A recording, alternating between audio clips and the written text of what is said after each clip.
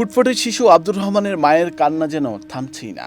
মায়ের একটাই আকুতি, শিশুটিকে বাঁচানোর জন্য বিত্তবানদের এগিয়ে আসার অনুরোধ। আল্লাহর কাছে খুব প্রার্থনা করতেছি যাতে ভালো হয়, কিন্তু কোনো বিষয়ে যতগুলো টাকার দরকার কোনো ব্যবস্থা হইতেছে না। জন্মের পর থেকে জটিল রোগে আক্রান্ত শিশু আব্দুর রহমান।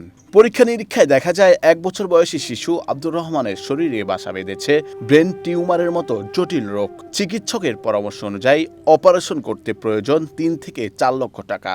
সে টাকা জোগাড় করতে না পেরে দিশাহারা হয়ে পড়েছেন অসহায় দিনমজুর পিতা লাবলু হোসেন। চেয়েছেন সমাজের বিত্তবানদের কাছে সহায়তা।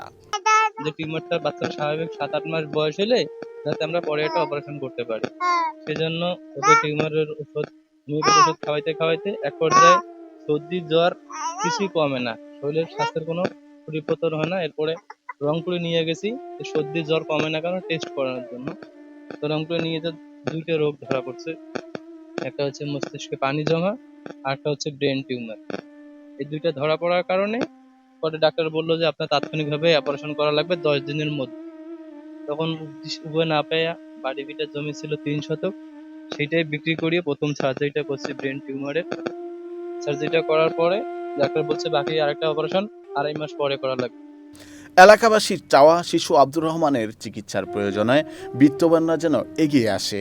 যদি মনে করেন যে এই সমাজের বিত্তবান লোক অসহায়দের পাশে এগিয়ে আসে, তাহলে আমার মনে হয় যে উনি খুব উপকৃত হবে। আমাদের লাবু বাচ্চার খুব গরিব মানুষ, অসহায়, বাচ্চার অনেক টাকা লাগে চিকিৎসা দিতে, মাথার টিউমার হয়েছে, অনেক টাকা লাগে, টাকা সে বহন করতে পারতেছে না। অনেক লাবু একটা অসহায়, শ্বশুর বাড়ি থাকে, যে বাচ্চা একটা ঠিক অসুস্থ, বাচ্চা ব্রেন টিউমার, বাচ্চা চিকিৎসার জন্য খুব করতেছে, কাজগুলো যায় না।